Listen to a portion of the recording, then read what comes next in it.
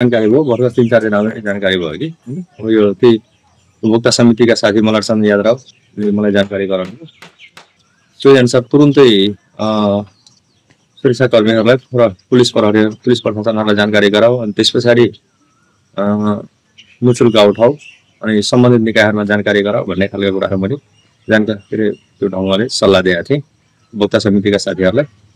मल्लरचन्द्र यादव भनेको उपभोक्ता समितिका अध्यक्ष हुन्। हो यो डिप बोर्डिङले यहाँ भनेको साह्रै मतलब के त भन्छ आर्थिक उत्पादनमा राम्रो काम सपोर्ट गर्ने रहेछ भन्ने हिसाबले हामीले त्यो ढङ्गले लागि परेका थियौँ।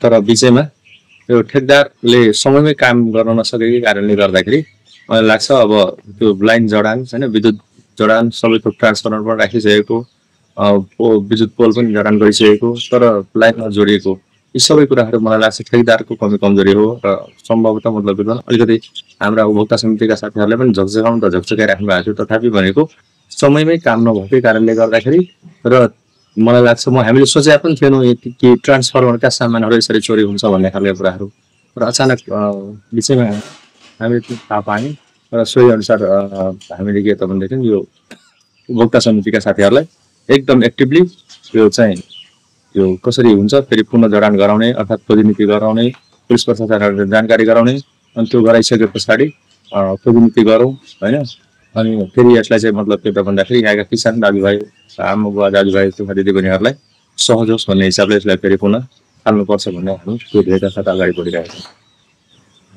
मल्लरचन्द्र यादव म यो उपभोक्ता समितिको अध्यक्ष होइन पुलिसलाई पनि जानकारी गर्यौँ र ठेकदारलाई पनि जानकारी चोरी गर्दाखेरि चोरी हुँदाखेरि के हो भने तपाईँको सब जानकारी चारैतिर हामीले दिएको छौँ। त्यो ठेकदारको लापरवाही कारणले चोरी विशेष भएको छ कि त्यो लाइन जोडान नभएको कारणले पटक हामीले भन्दा आज गरिदिन्छौँ भोलि गर्दा लाइनै सञ्चालन नभएको यो डिप बोर्डिङको सञ्चालक समितिको सचिव हो। ट्रान्सफर्मर चोरी हुँदाखेरि हामीले बुधबार बिहान त्यो थाहा पाएको 10 गते पुलिस केस गरिएको छ। उहाँहरूले छानबिन गर्नु हुँदैछ। त्यस पछाडि तपाईँको त्यहाँ छरपष्ट रहेको सबै उहाँहरूको त्यो सामानहरूको ट्रान्सफरहरू छ। ठेकेदारहरूको यो लापरवाहीले गर्दाखेरि यो सञ्चालनमा आउन सकेन। काम गर्दै त्यो रोकिएर ठेकदार पनि कता फरार हुनुभयो। सम्पर्कमा त्यति छैन।